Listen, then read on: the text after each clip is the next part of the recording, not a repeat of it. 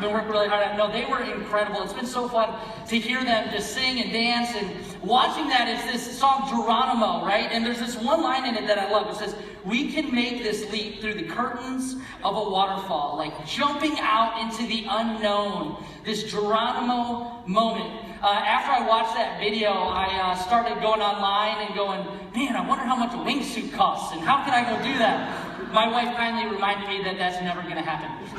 For those of you who don't know me, my name is Justin Warrens. I get the pleasure of teaching today. I'm the campus director here, and it's going to be great. We're talking about this next part of our series, in Created for Greatness, around this guy named Peter. But as we've been watching that, I was thinking about, man, have you ever had an experience where you had this rush, this leap off of something? Maybe you went skydiving, maybe you went bungee jumping, maybe you did something like that. But I was thinking about this past year. My buddies and I, we go to Colorado every single year, and I love snowboarding.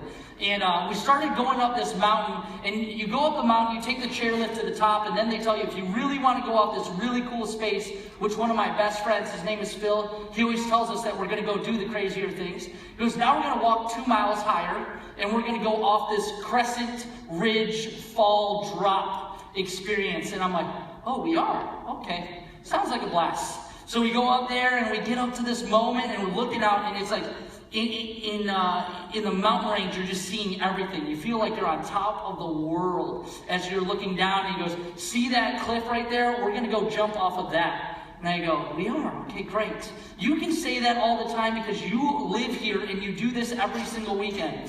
I am freaking out.